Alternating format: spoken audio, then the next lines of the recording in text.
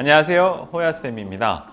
오늘은 내발기기 정석에 대해서 얘기를 드릴 건데 내발기기가 중요한 이유는 일단은 기본적으로 얘는 코어 운동에 준비되는 동작이라고 보시면 돼요. 우리가 흔히 코어 운동으로 많이 하는 게 플랭크 자세. 근데 플랭크 자세가 어려운 분들은 이 내발기기로 플랭크 자세를 대신해서 코어 운동을 할 수가 있어요. 그리고 이 내발기기라고 하는 거는 말 그대로 네 발로 기기 동작. 그렇기 때문에 네 가지의 포인트를 가지고 우리가 체중을 분산할 수 있기 때문에 허리가 아픈 분들한테 굉장히 좋은 동작이에요. 그리고 또 하나, 내발기기를 통해서 우리가 운동을 한다는 것 자체는 체간이 안정화되어 있고, 체간이 안정화가 되어 있는 만큼 팔과 다리를 잘 움직일 수 있다는 거.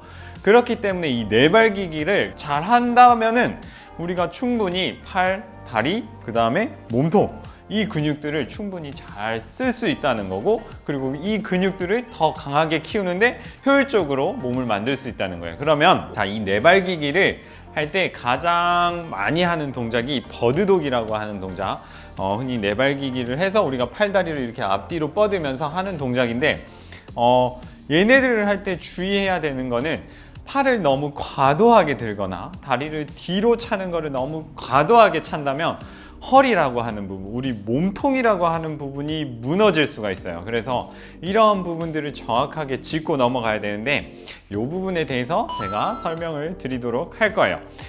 실제로 우리가 내발기기를 하게 되면 우리가 버드독이라는 동작을 실시를 하면 팔다리를 이렇게 높게 들어서 허리를 많이 과도하게 꺾거나 혹은 고개라든지 아니면 가슴을 과도하게 젖히면서 하는 경우가 많아요.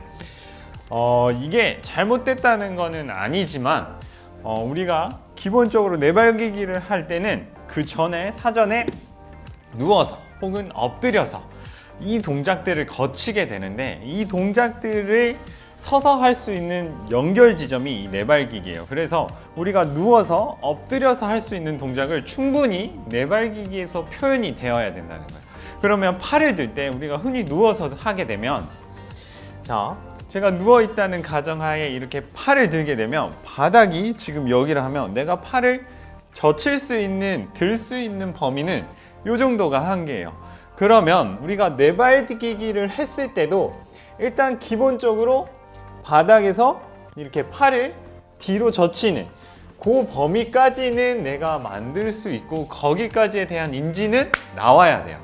그리고 또한 다리를 찰 때 우리가 누워있으면 흔히 바닥과 평행한 다리 모양이 되고, 그리고 엎드렸다 해도 실제로 다리, 엉덩이를 내가 써서 다리를 들어 올리는 각도는 한 대략 10도에서 한 20도 정도, 많아야 20도인데 이것들을 다리를 찬다고 과도하게 이렇게 혹은 이렇게 꺾어서 해버리면 이게 실제로 엉덩이, 내가 쓰고자 하는 근육들을 정확하게 쓸 수 있느냐?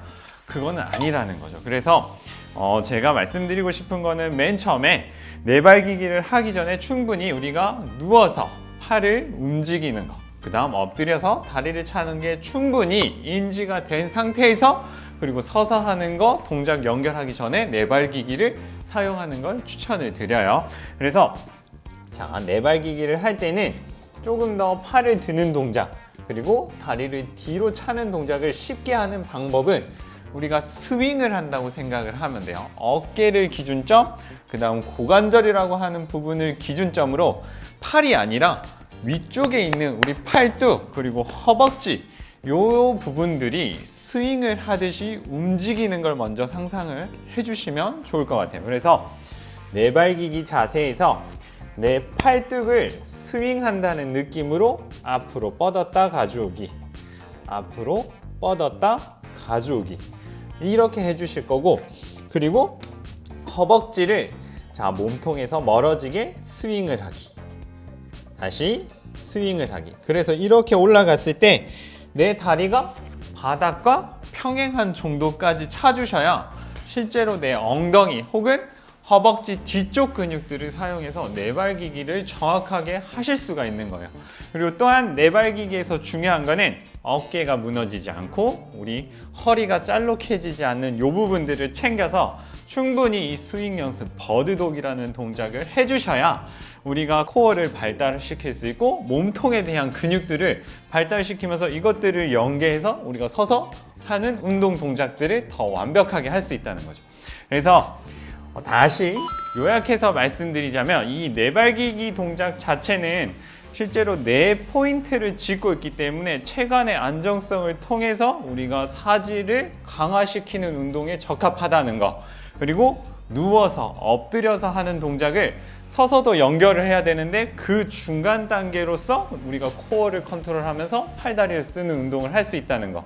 그래서 이러한 포인트를 짚으면서 우리가 팔다리를 움직일 때는 팔이 아닌 팔뚝과 허벅지를 스윙을 해서 우리가 운동을 해줘야 된다는 거. 요것들 꼭 기억하면서 이 네발기기 동작을 완벽하게 마스터하면 좋을 것 같아요. 이 영상이 도움이 되셨다면 구독, 좋아요 감사합니다.